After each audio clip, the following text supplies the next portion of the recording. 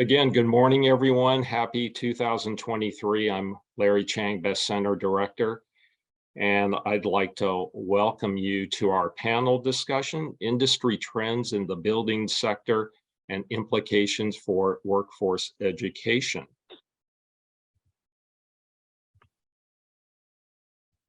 Sorry, let me just, there we go. And our guest panelists this morning include Rodney Schauf, retired former Director of Engineering at the Sheraton Grand Seattle, Dennis Dawe, who is Global Account Operations Director at CBRE, and then Jerry Neely, who is a General Manager of the Carolinas for Schneider Electric. If you want to learn more about their backgrounds, I invite you to go to the agenda and you can click on their little thumbnail photo and you'll get a more in-depth bio about each of them. All right, I will be moderating this morning's session. And generally, the order of the day will be that each of our panelists will share their perspectives on, again, industry trends, and impact on workforce, and then training needs. And we'll start off with Rodney, just as the order you see right there, go to Dennis and to Jerry, and then we'll begin our discussion in earnest, both with some questions I have prepared as well as those that are offered up by our audience. All right. Larry, it looks like it looks like Rodney hasn't been able to join yet. You may want to switch the order. Okay, all right, we can do that. All right, Dennis, let me. Sorry, I was on mute. Hello, everyone. My name is Dennis Dawe. I'm the Global Account Operations Director on the RSA account for CBRE. All right. Go ahead, Dennis. Thank you, Larry. I've been asked to discuss, excuse me. Sorry, everyone, I'm waiting on a plane at Logan Airport, so it's a little distracting. I apologize. Some of the industry trends that we're seeing with third-party facility management are a huge need for internally developed or corporate developed and retained training. So much so, CBRE went out and purchased and built something called Red Vector, which is our internal training platform.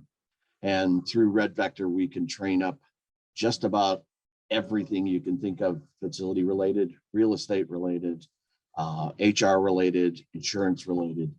It's become crucial for us to set that trend and to retain that knowledge. Also to capture knowledge from people retiring and moving on. We see a lot of that as well. Another huge industry trend for us is our clients are asking for energy efficiency they see it as a value add. They see it as something we need to bring to the table. How much are you going to save for me this year? And in many cases, that's part of the key performance indicators on accounts, on contracts. And then lastly, clients are requiring energy efficiency service offerings. They'll soup the nuts on the energy efficiency from OPEX to both OPEX and CAPEX planning. What needs to go, what needs to stay, what's the ASHRAE life cycle of X, Y, and Z, and what does that look like saving energy wise. Also a huge push on strengthening the intelligence of building automation, which is key to any energy efficiency project. I cut my teeth with several industry leaders, Enternoc being one of them, and they mainly chased energy efficiency projects that were grid or utility funded. And if you know anything about those programs, they want proof of work. And without a sufficient memory or buildup of BMS intelligence, excuse me, you won't be able to prove the work, or you will price yourself out of the market, adding that intelligence if you're starting from scratch.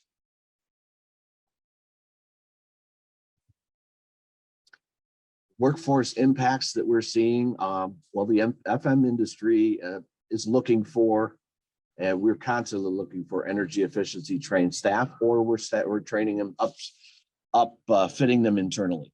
It's again leads back to the clients ask, the clients need. The amount of energy that they expect to save is more in the form of dollars and cents and carbon footprint as well. But it's a business practice. And how are you going to help me run my properties more efficiently? There's an increased reliance on our internal staff to be developing energy efficiency measures, to be on the lookout for them. More so than ever before. A lot of places just kept the lights on and kept the heat and air running, and as long as the elevators went up and down, the client was happy. And that's changing more and more every day. And there's an overall increased focus on operational efficiency. It goes to the bottom line of everyone operating facilities. Doesn't matter what size facility or what type. They're going to be looking at saving energy in the future.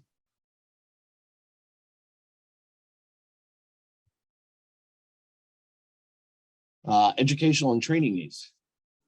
First and foremost is building automation fundamentals. I'm probably one of the few on here, well, actually maybe Larry, old enough to remember before buildings had very robust building automation intelligence. The bottom line on that is, I said it earlier, without being able to trend points that are controlled by the BMS or BAS, you will not be able to build a report efficiently. And that's crucial to proving your work in any efficiency program. Energy efficiency fundamentals should be every tech that we hire, we look for that. If not, it's another uptrain or upfit within our structure. The ability to diagnose inefficient operating scenarios is crucial too. In a lot of cases, we'll be the first third-party FM. We will take over from legacy internal FM operators. And a lot of times we'll run into the famous saying of, well, we've always done it this way. Well, my answer to that is, then you've always done it wrong. There are more and more the candidates that we look for need to have that ability to look around, heads up, know what they're looking for. Not everything, but at least the key. I can think of 10 or 12 top ones that I would want them looking for. And then lastly, we're being looked at to develop energy efficiency programs. We have our own internal group that deals directly with that, but that's being asked for in nearly every yellow pad session with clients. Back to you, Larry. All right, thank you very much, Dennis. Sure. Why don't we go ahead and move next to Jerry Neely, and then we can circle back to Rodney. Good morning, Jerry. How are you guys? We're excellent. Excellent. Thank you for having me. I'm, as Larry said, the general manager for Schneider Electric. So I'm coming to you guys from the contractor perspective, from a BMS or building automation system contracting world. So for us, industry trends that we're seeing, at least in North Carolina, South Carolina, which is where I reside and where my business resides, systems integration versus complete BAS control is something that we're seeing more of. BAS contractors becoming systems integration specialists and less so of individual control for DDC. So at one point, we would prefer to take control of everything that's in the building, have controller for every piece of equipment. Well, more and more so, it's being more cost effective for the building owners to purchase said equipment with the BAS already built in. And what we need now is a master system integrator, and we're getting increasingly better as a community at integrating to different pieces of equipment, different vendors. Everybody has their own flavor of backnet, lawn, Modbus. Everybody does it a little differently, and pulling all that together is becoming more specialized. So I see that as a trend moving forward, just for cost savings and for having a faster installation of building services. And leading the way in those integrations right now, you see a huge uptick in BACnet IP is leading the way. It's a faster communication protocol. For those of you that are not that familiar, LawnWorks, BACnet, Modbus, there's some other ones as well, but those are your main ones. When I first entered the market, LawnWorks was one of the biggest ones that we dealt with for overall system integration. And over time, it's kind of like beta and VHS, which one's going to win out? Well, BACnet is the one that was created for our industry by ASHRAE, and that is the one that seems to be winning right now, at least in my dirt and everything I'm seeing within the marketplace. So BACnet IP specifically rides on the Ethernet bus across the building's network. So you can have it a segregated network, or you can have it as a piece of the building backbone. It's done either way, depending on how the building owner and the IT relationship works there. But IP it's got a lot of advantages for redundancy, for speed, for troubleshooting tools. So we're seeing more and more of that, and more vendors can jump on the BACnet IP bus, and it seems to be a little more of an open protocol thing for the systems integrators. So we're seeing that win out. And lastly, here in our dirt, specifically mechanical contractors, we're seeing more and more of them entering the building automation field. So traditionally, they are the contracting mechanism for a BAS to work through mechanical to do the project for any new building or renovation. Now, mechanical contractors more and more are able to purchase and train their own staff in doing building automation systems. So there are a few of the open protocols and vendors that allow more and more mechanical contractors to do their own things. So you see a lot more entrance into the field, if you will, of people doing BAS work. So it's usually not the huge mechanicals, it's the small to mediums that want to have a cost advantage in the field. So instead of having to pay a BAS contractor like our company, they just simply started pulling that in-house. So I'm starting to see a little more of that happen in the Carolinas.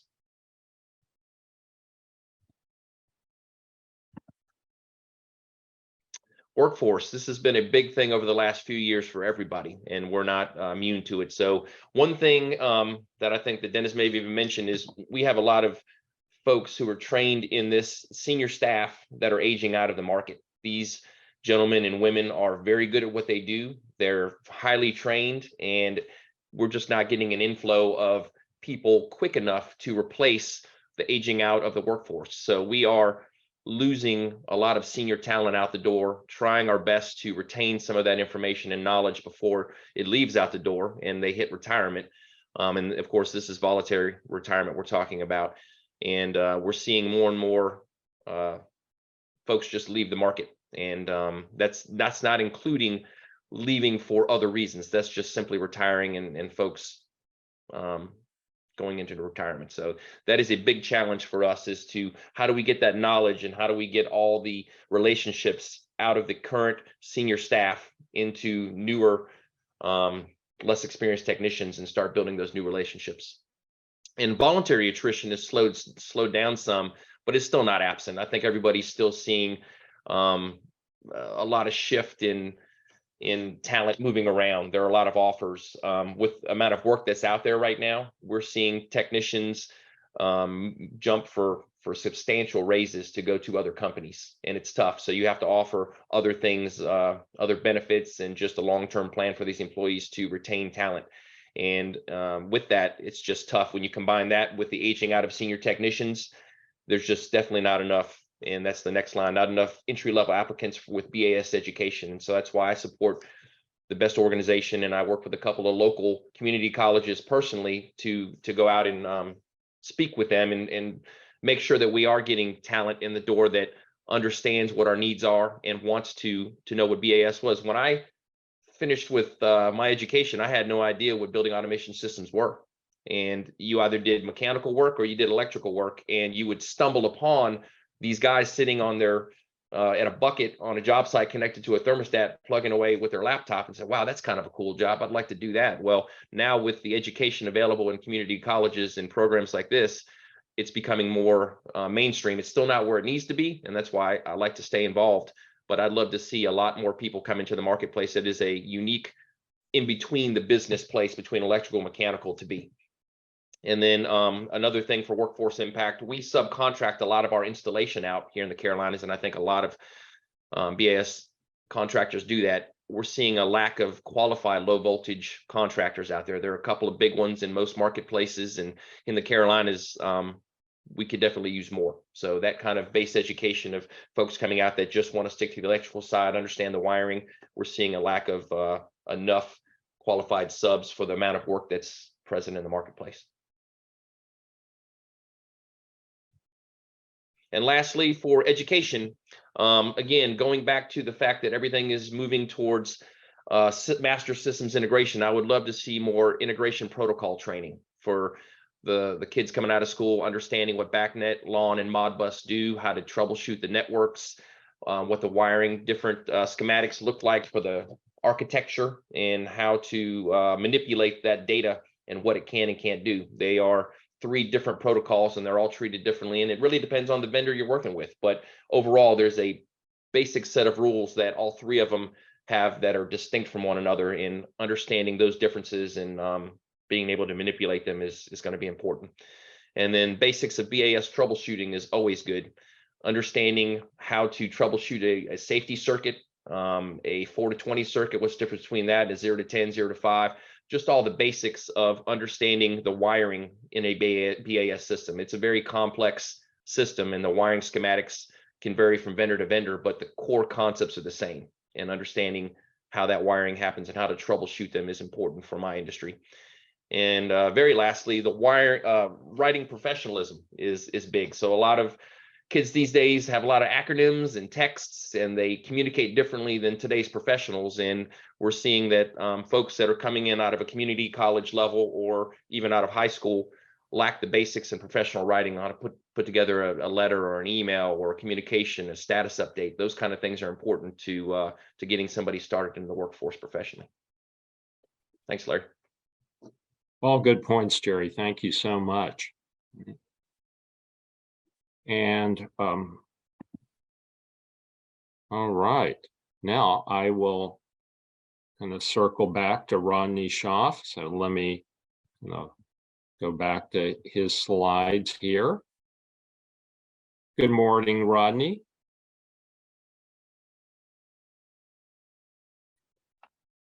Good morning, and let me apologize for being late this morning.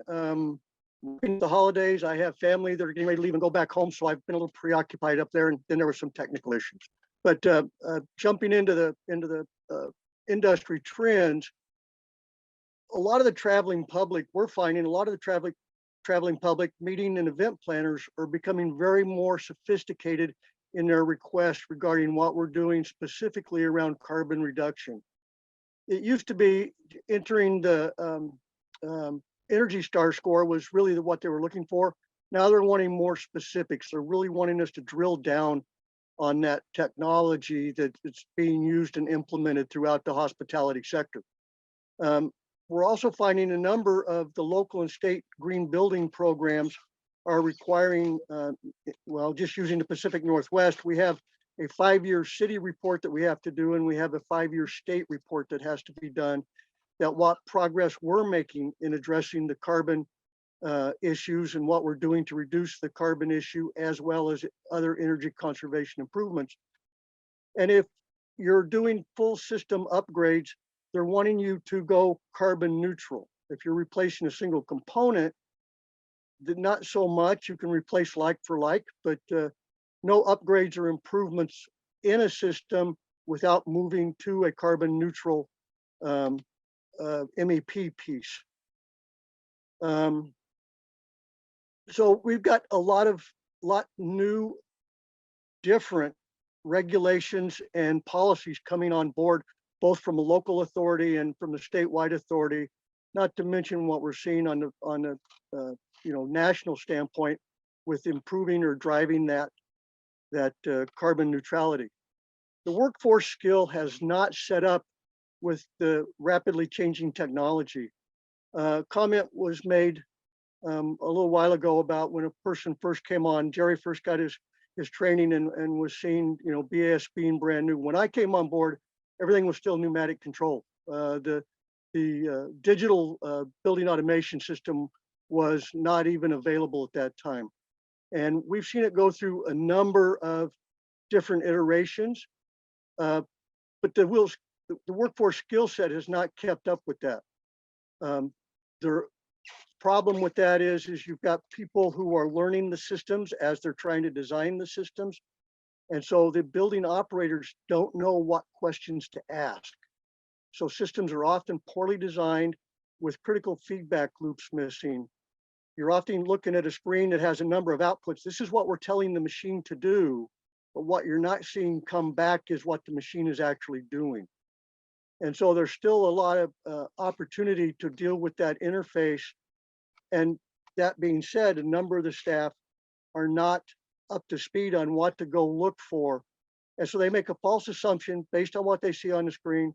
They make an adjustment or change a calibration point, and all it does is further compound the problems versus resolve the problems. And the challenge, again, my background is primarily, for the last 35 years, has all been in hospitality. And what we're finding is that hospitality is primarily, we're viewed as overhead. We bring, other than a necessary evil, so to speak, we don't get the support we need. We don't get the staffing we need. And oftentimes there's funding questions. So, what they're looking at is the more we automate, the less people we need. And that's not necessarily accurate, because you still need that person to be out there in the field. You still need that person to be in the building to go and take a look at that equipment. As I made a point to say, is that whether I have one person in a ballroom or 1,000 people in the ballroom, I still have to change filters. I still have to change belts. I still have to lubricate bearings.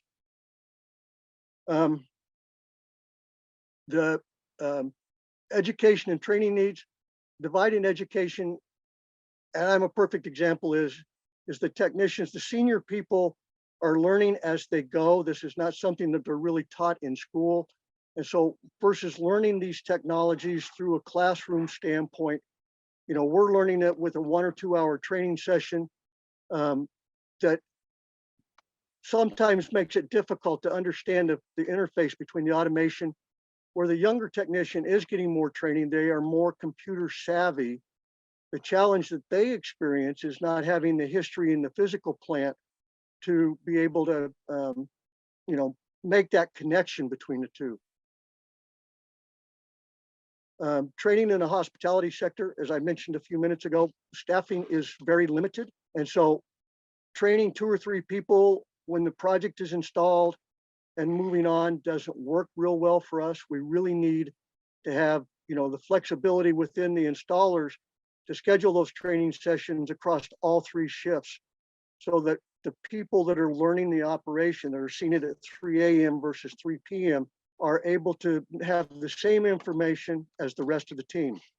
Because if you don't have that continuity in training, things get dropped. A person, if I learn it at 3 o'clock, when I get to 10 o'clock the next morning and I've got 3 other projects happening, shortcuts get taken, information gets lost. So having that dedicated trainer to be there across those 3 shifts, 1 or 2 times to get that information out there is critical to the success of the system. And then one of the challenges we have is different iterations of the software is coming out faster than even the trainers are keeping up with or able to keep up with. It may not be the blame of the trainer, it may not be the blame of the installer, but with that technology evolving as quickly as it is, and the staffing that we're seeing in even the installers that are working, on skeleton crews, they're not getting the time to take out of the field to get the latest and greatest updates on these systems.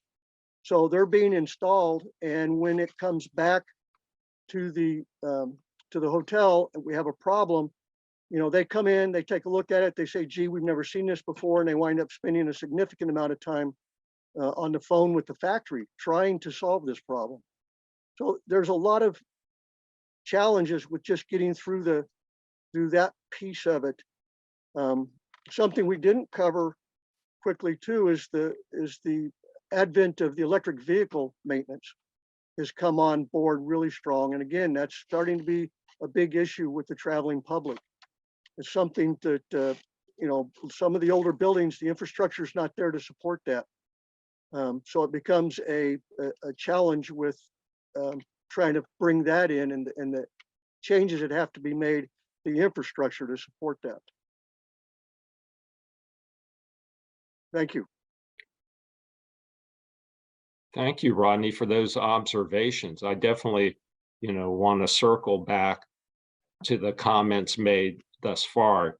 And I will say, as you recall, Rodney, as I was communicating with you last night, right? That challenge about the familiarity of the trainer or the installer themselves with the latest and greatest, that really kind of threw me, right? So yeah, the surprises lurk. So well, as I've worked through different building automation systems, and we were in process as I was mustering out here 6 months ago, both on the life safety side and the building automation side, the trainers that were coming out and the service people that were coming out were learning just as much and just as quickly as we were in the building looking over their shoulders. Right. I think it kind of goes back to a comment made earlier during this event that, innovation is relatively easier compared to, again, implementation, right? And Yes. and effective operations and integration of technologies. Absolutely. I want to begin our discussion by asking about how decarbonization, right, those goals and the theme of our institute, right, how are they beginning to have an impact on, the buildings that you all service, right? And Rodney, I know that, you highlighted that. You mentioned that the public is becoming more sophisticated, and event managers are even specifically asking about such things, right? Would you kind of like to expand on that? And then I would invite our other panelists to jump in. Well, the challenges we ran into and continue to run into, we're using natural gas water heaters in our properties, and they take up a fairly small footprint with a reservoir tank set aside for that. The problem that we run into now, if we're changing to heat pump type water heating systems where it's an all electric, is the capability for fast recovery. When you have 1,000 people getting up to get in the shower at 7 a.m. to be at an 8 a.m. meeting, that recovery factor becomes a real issue. The infrastructure becomes a real issue in bringing in the added power required to run those versus a few circulating pumps and a natural gas supply. So that footprint changes, that impacts what we're doing in the building. It has the opportunity to impact the guest experience because of the recovery times. And that doesn't, we don't even get into the cost issues of that. If we're, some of these new requirements are so strict that it's going to be a significant investment on the part of the public or on part of the property to be able to implement these. And so it's planning for that and timing it and scheduling it so that we're not, we just completed a $50 million renovation at the Sheraton 2 years ago, 3 years ago, just prior to the pandemic. And none of this information, none of this infrastructure was included in that at that time. So we can see where there's going to have to be another $50 million spent just as we start getting into these technology changes, upgrading HVAC systems, upgrading water heating systems, going through the entire mechanical, electrical, plumbing system to start to drive the carbon free. We're talking about buildings that are 35, 40 years old. One building across the street from me where a gentleman I'm very familiar with. His building's 95 years old, and trying to find that infrastructure and trying to find that ability to be able to go to the carbon-free environment is going to be very challenging for them. Admittedly, yeah. Dennis, what are you seeing from your side? Well, our clients range from hospitality, education, healthcare, across the board. I started out in hospitality, and I can attest to the fact that there's never any money for the maintenance upgrades. We're usually the last one. Paint and wallpaper and amenities usually came first. So getting the awareness of our clients, and in many cases, the larger the client, the more aware they already are. They come to the table expecting, energy efficiency projects and abilities. That being said, I think there was a question out from Peter about anomalies in building automation systems. And back when I worked for Enernoc, that's all we did was Enernocs offering was chase facility or utility funded energy programs. So we would go in and find 10, 12, 15 energy efficiency measures that would produce anywhere from 8 to 12% energy savings across the board. That being said, if the BAS was one of the first things we'd find, and it's still true everywhere I go. I ask one question: when was the last time you're outside, your building automation's outside air sensor was calibrated? Huh? And amazingly, 4 to 5 degrees off is usually what we're finding. And Jerry, I'm sure you could put a number to what that does to, and that drives everything else in the building. Your chillers, your cooling tower. I mean, everything runs off of outside air sensors. And if that's not in a PM program and not annually, at a minimum annually, I would say biannually, but we could live with annually. Some places I've been to have never calibrated. And that's a problem. I mean, your BAS is going to be your recorder or your auditor of your energy efficiency deeds. And if you pay it no love, you're going to get no love back from it. That's a good point, Dennis. Trash in, trash out, right? It's the data and the Exactly. trends are only as good as the information coming in and how well the system's maintained. Great. And then yeah, I did a survey. Sorry, Jerry. I did a survey for a place in Canada that not only did they not repair it, it hadn't been operable for over 4 years. They had trend data to prove it, but they never got the outside air sensor working. So basically every major component in the building was run in operator command, temperature wise. So you'll see it out there across the board. It's something that gets overlooked, and it's a very simple, that one thing could save tons of money and energy just doing that once a year.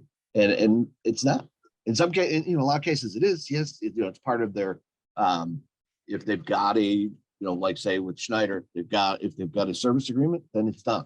If they're a smaller building property, they don't have a service agreement, more likely not being done. And that awareness that's something that needs to be done, needs to get out there.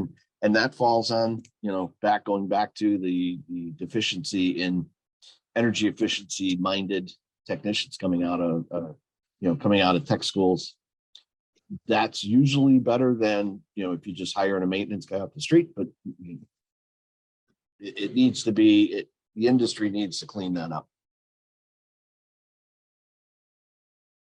Yeah, I guess my take on it, I totally agree with you there. The problem with a lot of the building automation systems, they're so advanced and there's a lot of technology involved there. And for building owners and customers that are looking to save costs, this is one of the areas they typically do. They'll cut back or even ignore preventive maintenance agreements on their BAS system. They'll change the filters to do everything, but they'll let the system, that the brains of it, kind of slowly deteriorate over time. And that's a problem if you don't have internally trained staff. And that's one thing that we're seeing there. Exactly. And they'll also let it run to the point where, it will not be shown its love until it's not working, till it fails to start an air handler or a chiller, yes, or a boiler. Then somebody notices. But in the meantime, you could be running 5, 10, 12% inefficient, percent across the board inefficiency because of that outside air sensor. And it's not dealt with because, hey, guess what? I came in this morning and the lights were on and the chiller was running and my office wasn't bad.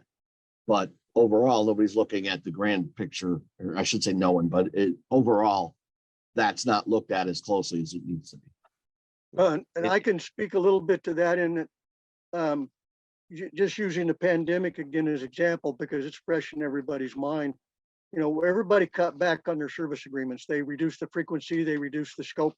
And what happened is when business came back, at least in hospitality, maybe not so much in the commercial sector, but when business came back, we went from 9% occupancy to 90% occupancy in a matter of a few weeks.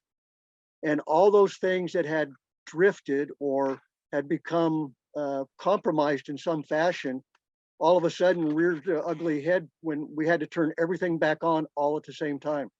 And so keeping those maintenance contracts in place and keeping that calibration set points and checking those pieces are very, very important. Even if the system is off, you still have to heat and cool the building, even if it's vacant, just for environmental concerns and ingress or egress. So you're going to want to be careful about how far you cut that back. Yeah. And one thing that's another trend in the industry that's coming up, and it's been around for a while, it just really hasn't caught on as well as it probably can, is building analytics. So a lot of vendors out there have building analytics systems that can be your tech that's looking at the system 24/7, looking for the anomalies, looking for the drift, looking for things that are energy wasters, and they're bringing it to your attention. So if you have a staff that's not as trained as they should be, and you need somebody, instead of paying a technician or a BAS vendor to look at the system all the time and look for these things, rather than just doing trending and alarming, this building analytics system is almost a predictive maintenance reminder to let you know that things are getting out of sync. So that is one good way to battle that. But going back to real quickly, I just wanted to put my 2 cents in on the decarbonization and everything. A lot of the energy savings and being green and sustainability is always talked about, especially in the commercial market, until it gets to brass tacks, when everybody starts talking about the CapEx versus the OpEx, and to understand it's a long play, that sometimes these things cost more upfront. I'm seeing that a lot of times it sounds good until people start hearing the cost up front, not seeing the large picture at the end of the day, knowing that your OpEx is going to save in the long run. They just see the big price tag up front, and a lot of things get ixnayed before they even get started because of the cost.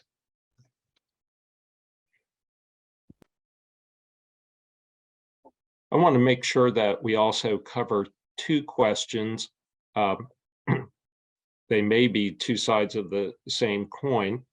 We have a question from Alice at City of Berkeley about the lack of high voltage contractors. They're having a hard time finding them, right? What can be done to train and, get more of them out in the field? And then Ted also had a question about the lack of low voltage contractors that you mentioned, Jerry. So again, how can we address those shortages, and what kind of training and upskilling would be needed? Well, that's something I can start on. Certainly catching them early, because a lot of the folks a lot of the kids that go into the electrical field, it's not that they're not smarter than anybody else. They just don't necessarily have college on their radar.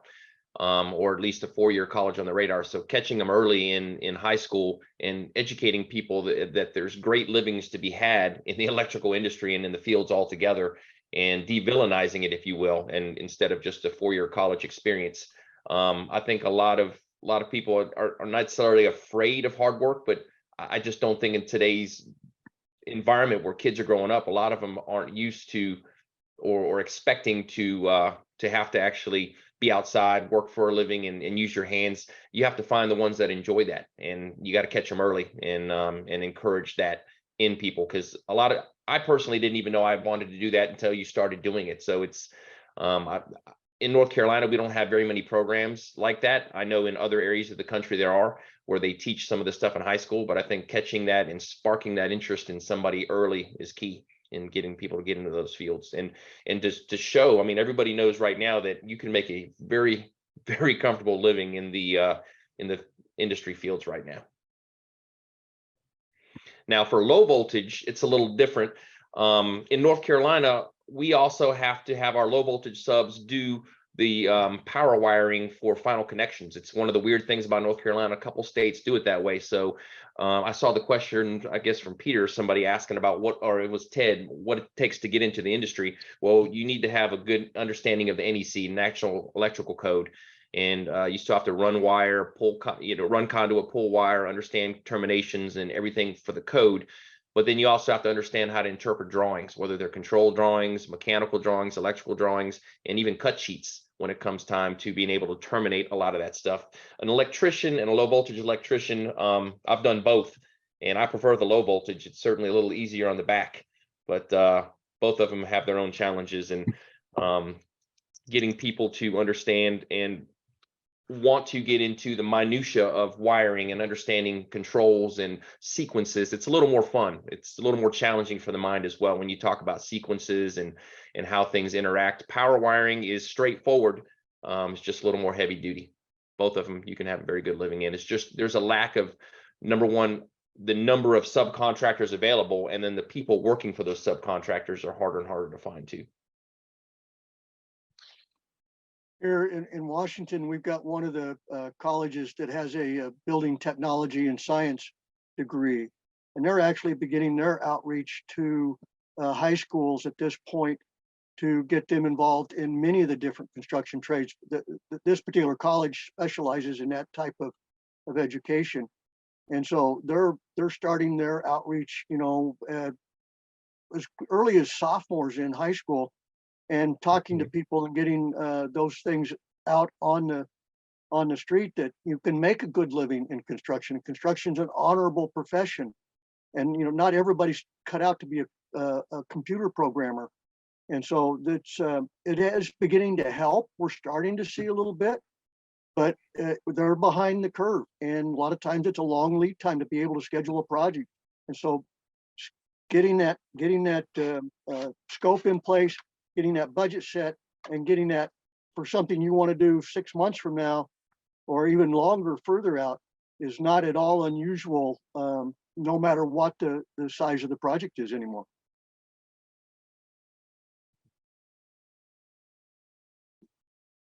Thank you, Rodney. Dennis, did you have any thoughts either about, again, you know, the low voltage contracting side or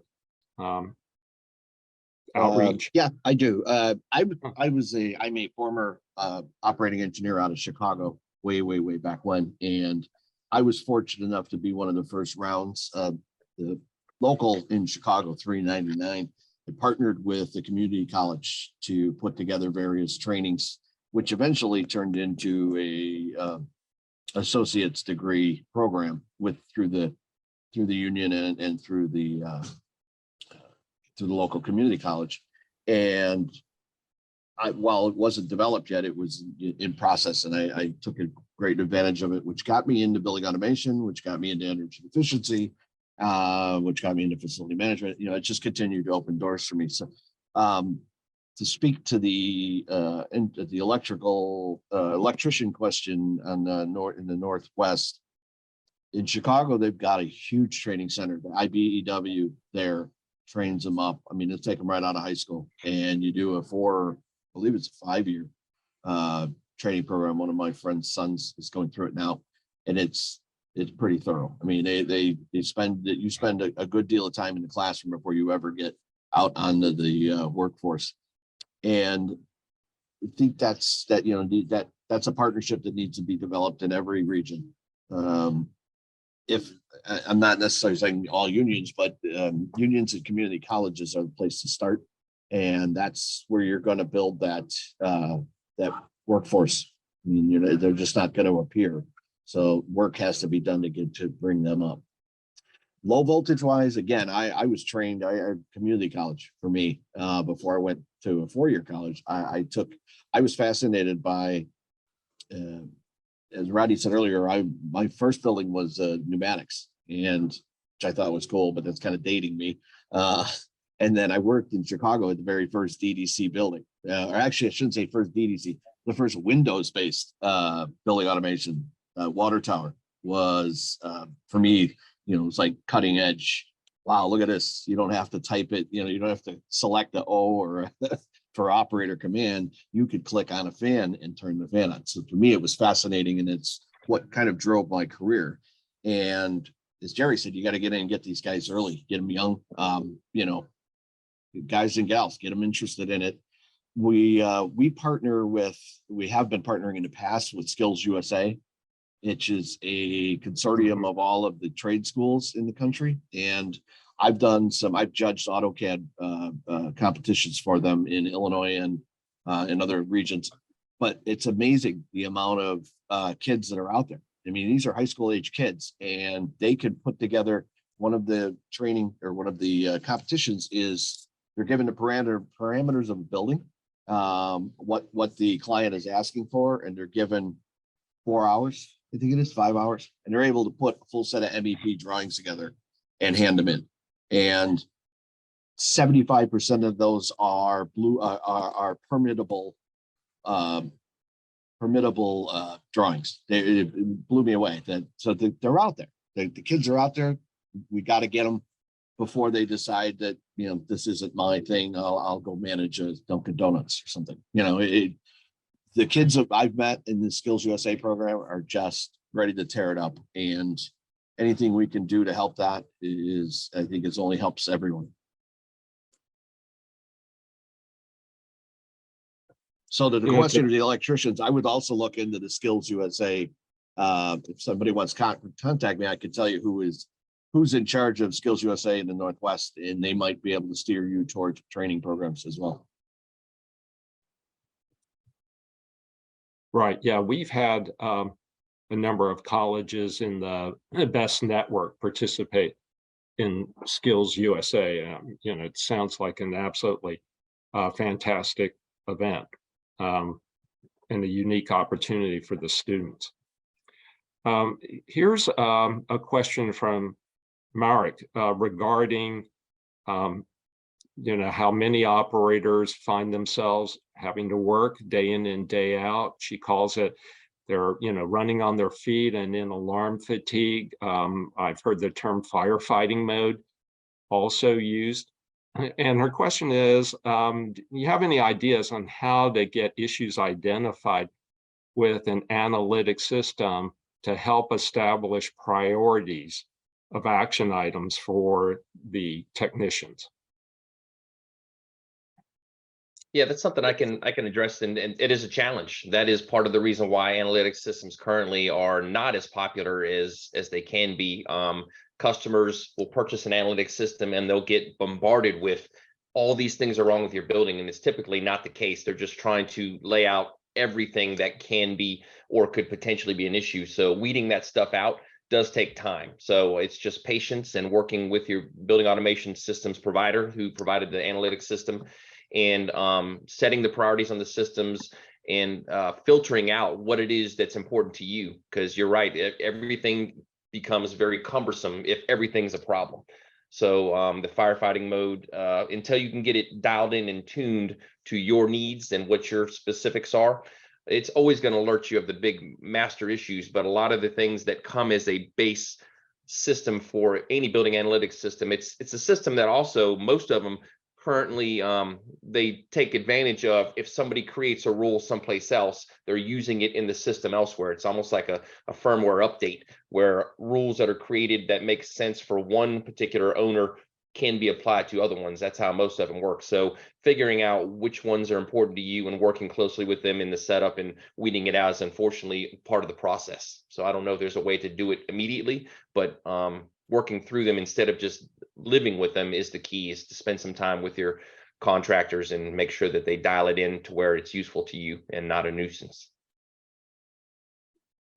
To support what Jerry's saying, we were using analytics. We had it on a special page on our BAS where we could go in and enter the different data and questions for our BAS service agency, who was a monthly contract to come out and could answer those questions.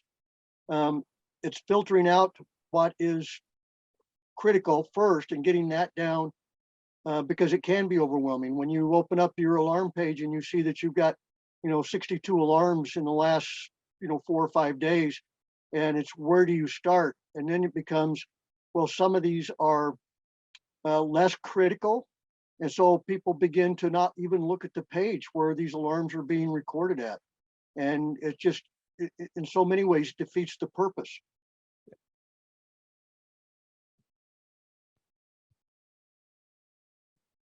Yeah, I agree. We've gone through various ways of looking at this, and for me, for the properties that I work on, if we've got a maintenance agreement with the BAS provider, we look to integrate the building commission.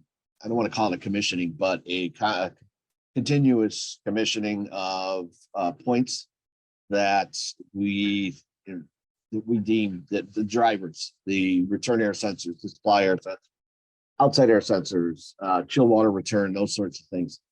Now, we don't try to do them all at once. I mean, especially if we're under a service agreement, they're out monthly, they're out quarterly. We add those in, so they're not all being done at once. It's not like come out and do this massive commissioning project, but you can build it in and then have it be an annual PM. January, do all the chiller stuff because the chillers are done in January or February or March. Summertime, the heat load's less. You can work on the heating portion of the building and build it out from there. I mean, unless you've got a building that's is absolutely running like garbage, then yeah, you gotta be a little more aggressive.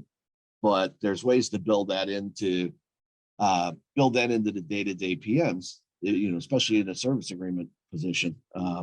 You can go to the Jerry's and say, hey, you guys got to come out and look at this, and we're gonna put together a PM program. When the guy's out on his monthly or his quarterly doing backups, can he also look at these 12 sensors and build it out like that? And I've not yet come across a building automation company that's resisted that. And if anything, they've embraced it.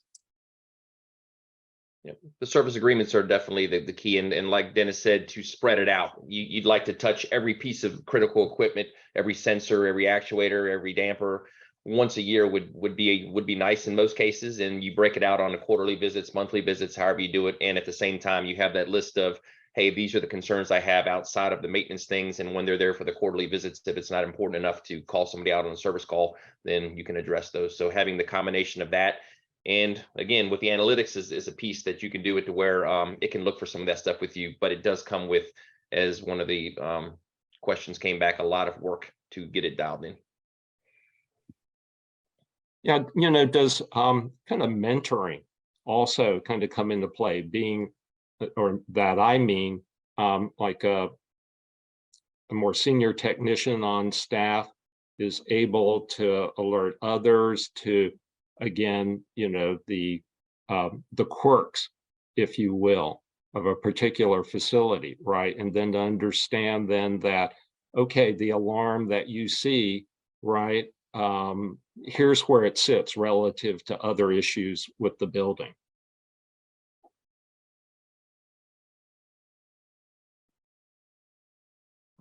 I don't know if, I can certainly, go ahead, Rodney. Looks like you're getting ready to say something. Yes, that helps, but I'm gonna go back, and the hospitality sector is that there's very little overlap. So that information gets exchanged amongst the day shift team, but swing shift, the overnight team that may be seeing challenges at, that 3 a.m., 4 a.m. time frame, they're not collecting that information. They're not getting that mentoring, because it's, again, the opportunity from staffing is so limited that we can't bring everybody together to discuss these pieces. We can't, shut a shift down, or even in some manner even limit the number of staffing on a shift frequently, because it's so tight. And so you can share it, but it becomes a limited subset of the department. And that goes back to what I was saying earlier about making sure that these trainings are taking place.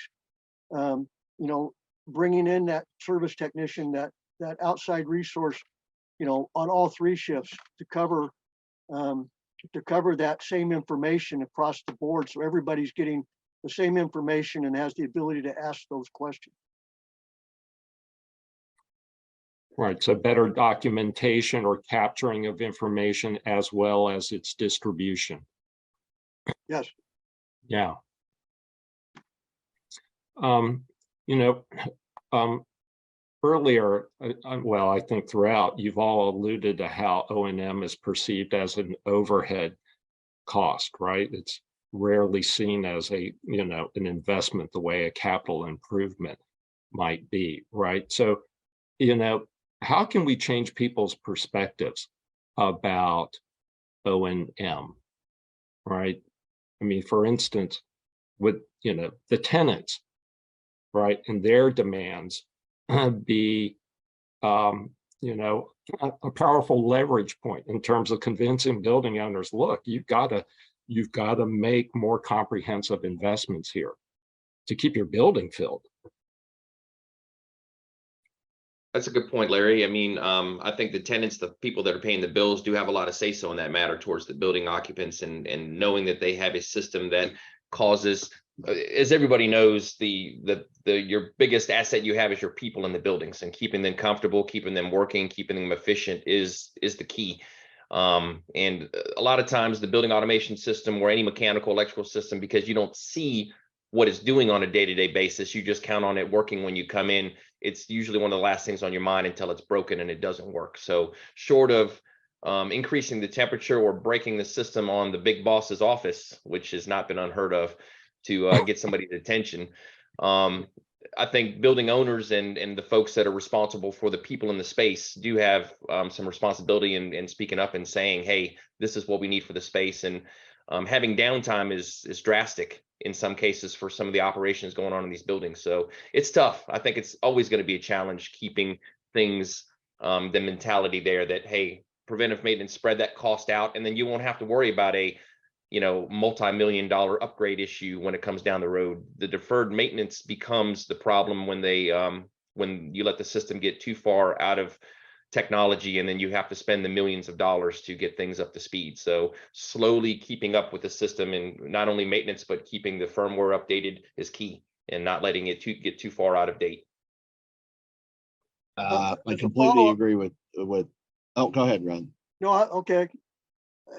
The thought process that we've found works best, and it really strays away from the BAS or carbon issues, but that is, you know, telling the story. Make sure you're tracking your team's work. They're not just, you know, going out without some sort of documentation or tracking in place, and being able to document that, you know, they're doing 40 hours or 40 plus hours a week, and we're still falling behind. We still have a backlog of X number of work orders. We still have a backlog of X number of preventative maintenances.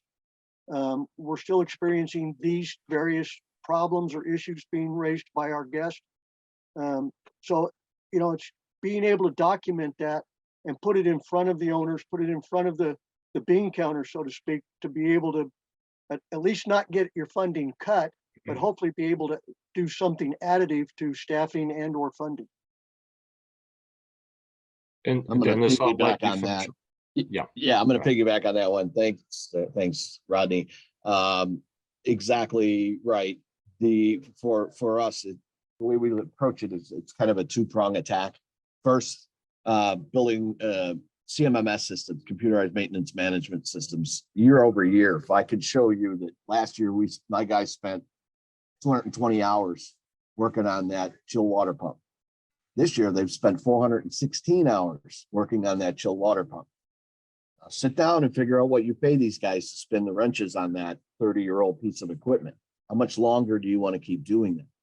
The second part of the attack is, okay, would you rather replace that 150 horsepower pump now, Monday through Friday, 8-hour shifts? Or do you want to wait till it goes at 3 o'clock in the morning on a Sunday? And you're bringing in your mechanical contractors on overtime, double time. You're paying expedited freight. You're trying to find that, you know, that device or that piece of equipment in a hurry. So you're also paying a premium for that. And you're bringing in, you know, our people will have to come in along with it. So the maintenance staff, the operating engineers, whatever it might be.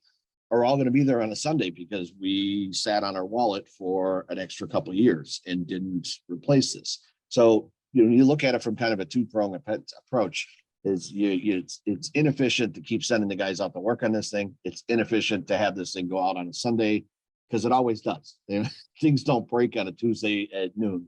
In this industry, they never do. They go right as soon as I crack open my first beer on a Sunday night. That's when the phone rings. So when brought to their attention in that manner, they could start to play with their spreadsheets and go, yeah, you know what? The last time we replaced one of those chilled water pumps on a Sunday or a Saturday when it blew, it was pricey. And, you start to develop that discussion and, and a plan.